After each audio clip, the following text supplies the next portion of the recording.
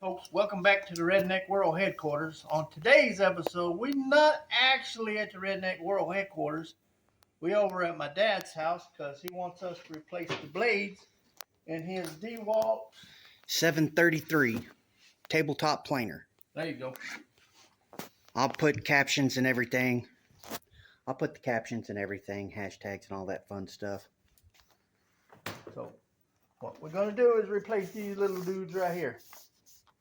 And hopefully maintain all the digits.